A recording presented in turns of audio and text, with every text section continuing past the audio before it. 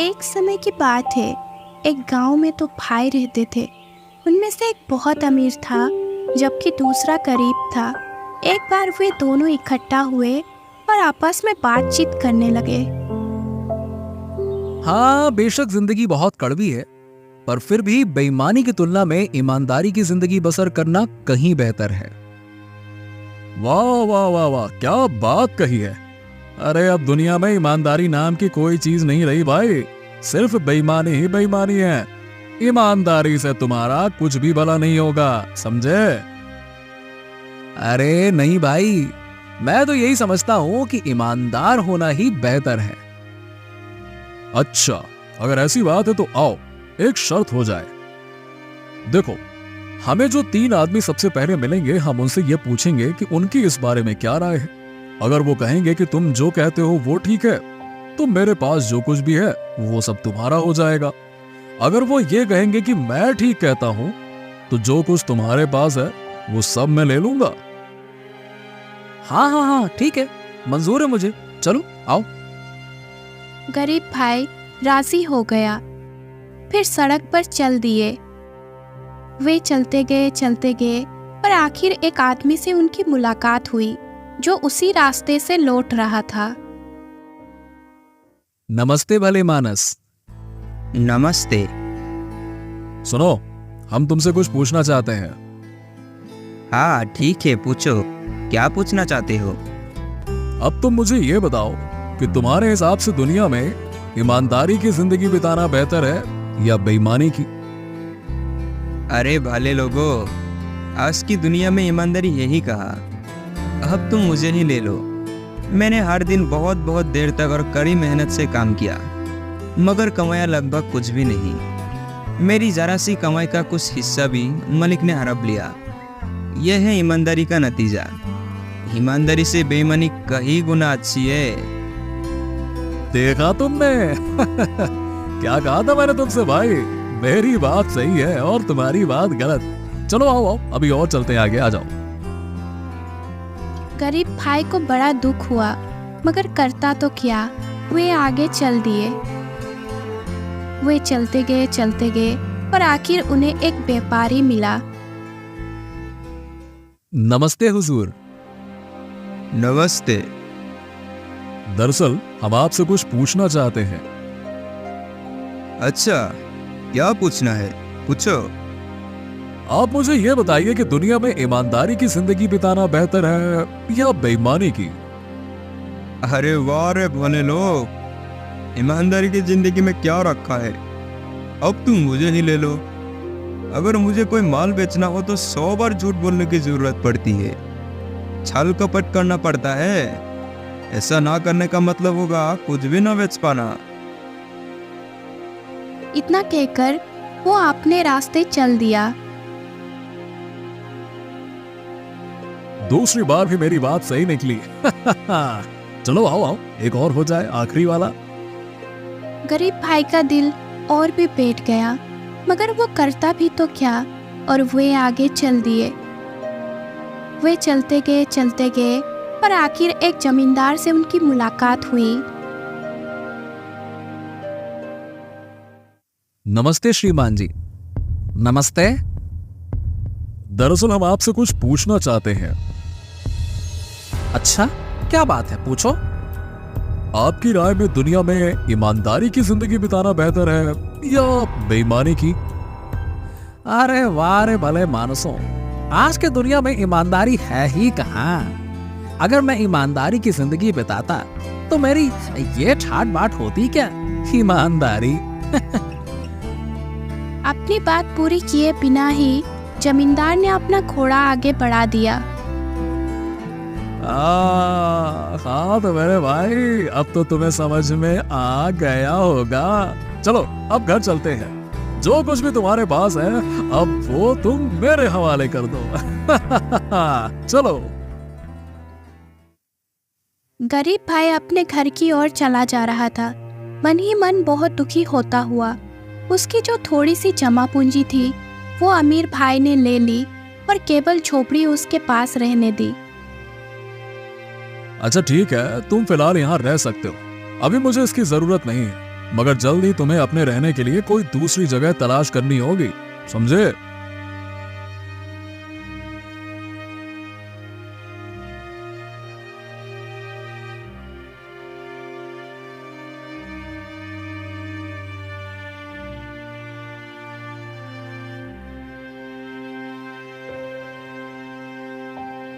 गरीब भाई अपने परिवार के साथ उसी झोपड़ी में रहने लगा। उनके पास खाने के लिए रोटी का एक टुकड़ा तक नहीं था। वो कहीं जाकर कुछ काम भी नहीं कर सकता था क्योंकि उस साल फसल ही नहीं हुई थी। गरीब भाई ने अपने आप को वश में किया, मगर बच्चे भूख से रोने चिल्लाने लगे। तब गरीब भाई ने एक बोरी ली और आटा मांगने के लिए अपने भाई के पास गया। भाई, दया करके मुझे कुछ आटा या अनाज दे दो। घर में खाने के लिए कुछ भी नहीं है और बच्चों का भूख के मारे बुरा हाल है। देखो, मैं तुम्हें आटा तो दे सकता हूं, पर इसके लिए तुम्हें अपनी एक आंख निकलवानी होगी। गरीब भाई ने कुछ देर सोच विचार किया, मगर इसके सिवा चारा ही क्या था। ठीक है, मुझे मंजूर है, निकाल लो मेरी आंख। भगवान तुम्हारा भला करे। भगवान के लिए मुझे कुछ आटा अवश्य दे दो। अब अमीर भाई ने गरीब भाई की एक आंख निकाल ली और उसे सड़ा हुआ कुछ आटा दे दिया।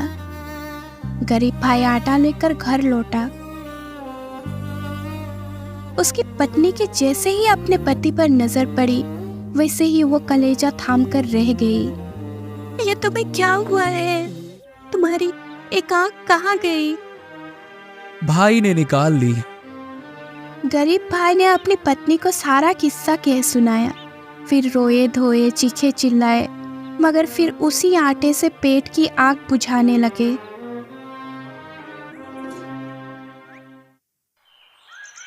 एक सप्ताह और शायद इससे कुछ अधिक समय बीता और वो आटा खत्म हो गया। गरीब भाई ने फिर से बोरी उठाई और अपने भाई के पास पहुंचा। मेरे भाई, मेरे प्यारे भाई, मुझे कुछ आटा और दे दो। जो आटा तुमने कुछ दिन पहले दिया था वो तो खत्म हो गया। अगर दूसरी आंख निकाल कर दोगे तो आटा दे दूंगा। बोलो। मेरे भाई, दोनों आंखें गवाकर मैं इस दुनिया में कैसे रहूंगा? मेरी एक आंख तो तुम पहले ही निकाल चुके हो। जरा रहम करो, कृपा करके अंधा किए बिना ही मुझे कुछ आटा दे दो। ना ना ना ना ना ना, मैं मुफ्त में आटा तो नहीं दूंगा। अगर तुम्हें और आटा चाहिए तो एक आंख और निकाल लेने दो, तभी मैं तुम्हें आटा दूंगा। बोलो। गरीब भाई करता भी तो क्या करता। हाँ ठीक है भाई, निकाल लो। भगवान तुम्हारा भला करे। अब अमीर भाई ने गरीब भाई की दूसरी आंख भी निकाल ली और उसकी बोरी आटे से भी भर दी। गरीब भाई बोरी उठाकर घर की ओर चल दिया। फिर जगह जगह ठोकर खाता, रास्ता टटोलता और एक के बाद एक बार से टकराता। बड़ा मुश्किल से आटा लिए हुए घर पहुंचा। उसकी पत्नी ने उसे देखा तो सिर पीट कर रह गई। अरे बदकिस्मत आदमी, आंखों के बिना तुम इस दुनिया में कैसे रहोगे? शायद हमें किसी और जगह से कुछ आटा मिल जाता। मगर अब बेचारी पत्नी ऐसे जोर जोर से रोई कि उसके मुंह से एक शब्द भी ना फूट सका। रो मत पत्नी, दुनिया में मैं अकेला ही अंधा नहीं हूं। मुझ जैसे और भी लोग हैं, वो भी आंखों के बिना काम चला लेते हैं ना, तो हम भी चला लेंगे।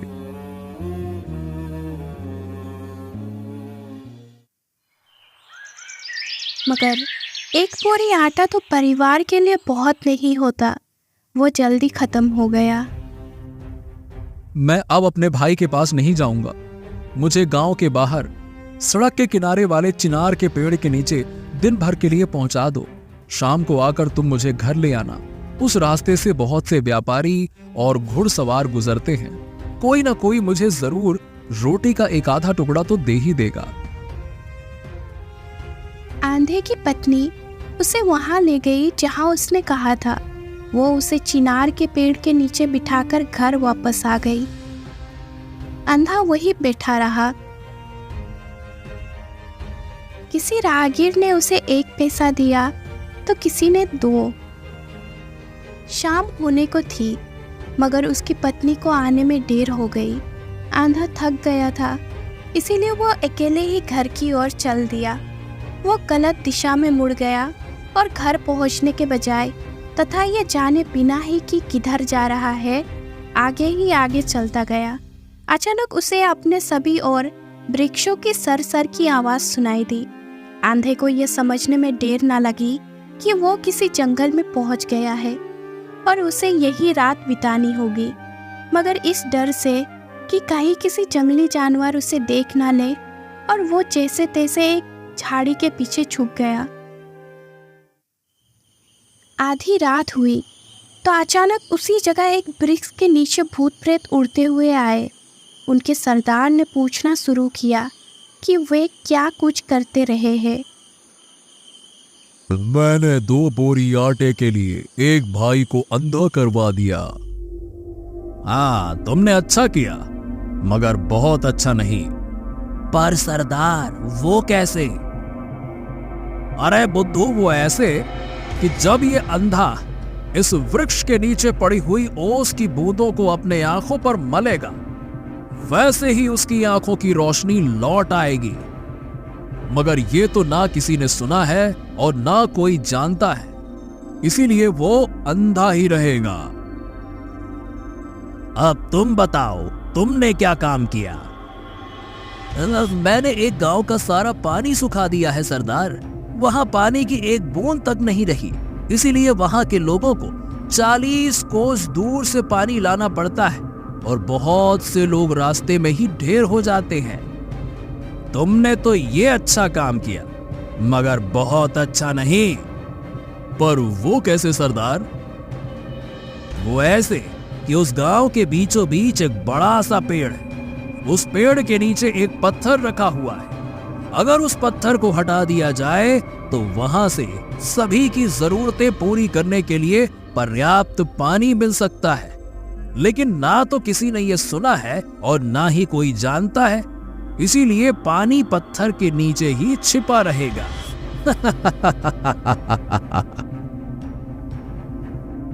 और अब तुम बताओ कि तुमने क्या किया? सरदार, मैंने एक राज्य के राजा के इकलौते बेटे को गूंगा कर दिया। हकीम वैद्यों से भी कुछ ना हुआ। हाँ, तुमने अच्छा किया, मगर बहुत अच्छा नहीं। अब वो कैसे सरदार? वो ऐसे कि अगर उस गांव के पत्थर के नीचे वाले पानी को पिला दिया जाए तो वो ठीक हो जाएगा। मगर ना ये किसी ने सुना है और ना कोई जानता है, इसीलिए वो गूंगा ही रहेगा।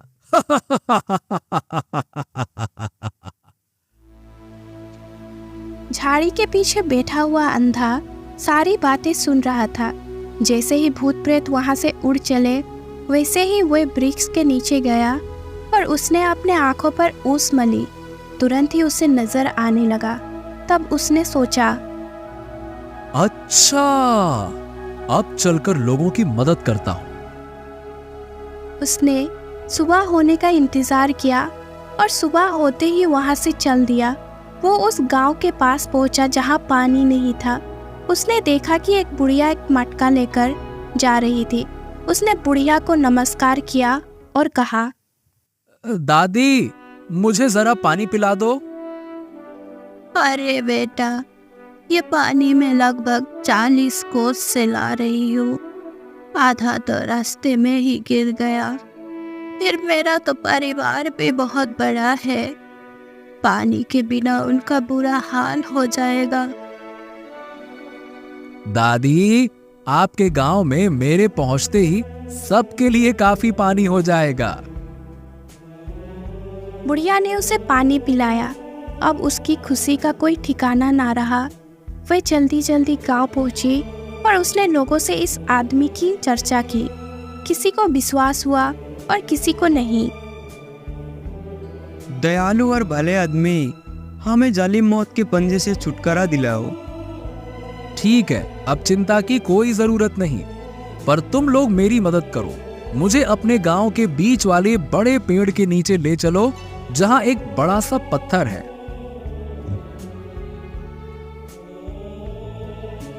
सबने मिलकर उस पेड़ के नीचे गए। सब लोग मिलकर उस पत्थर को हटाया। पत्थर हटते ही उधर से पानी निकलना शुरू हो गया। सब लोग खुश हुए।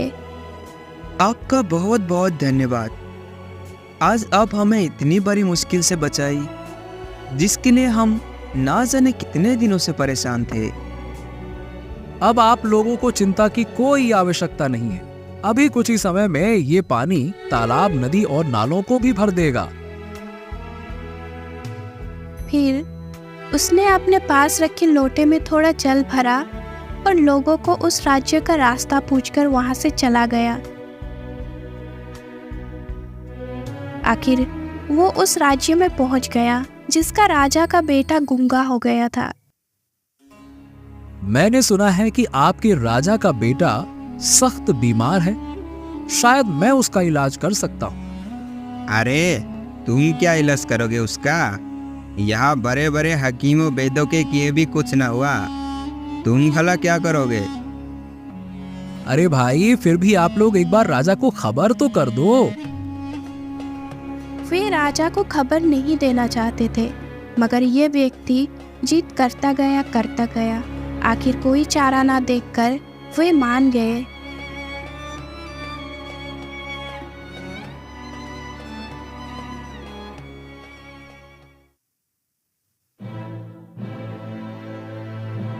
तुम मेरे बेटे का इलाज कैसे कर सकते हो? बोलो। हाँ महाराज, मैं ये कर सकता हूँ। ठीक है, अगर तुम उसे भला चंगा कर दोगे तो मैं तुम्हें मुंह मांगा इनाम दूंगा। फिर उसे राजकुमार के कमरे में पहुंचाया गया। उसने वो पानी राजकुमार को पिलाया जो उसने अपने साथ लाया था। पानी पीते ही राजकुमार बोलने लग गया। वाह वाह वाह वाह, बहुत बढ़िया, अति उत्तम। मैं बहुत प्रसन्न हूँ तुमसे। राजा ने उसे इतना दौलत दी कि उसे घर ले जाने के लिए घोड़ा गाड़ियों की जरूरत पड़ी। इधर घर में पत्नी उसका पति के बारे में ही सोचते सोचते रोए जा रही थी। उन्हें लग रहा था कि अब वो इस दुनिया में नहीं रहा। अचानक से जब पति ने आवाज लगाई, वो झोपड़ी से बाहर निकली। तुम्हारी नजर लौट आई। हे भगवान, तुम्हारा भला हो। पर आप बताइए कि ये सब कैसे हुआ? हाँ, जरा ठहरें। पहले धन दौलत अंदर तो ले आए, फिर आराम से सब बात बताते हैं। फिर दोनों धन को घर के अंदर ले आए और अपने पत्नी को सारा बात कह सुनाया।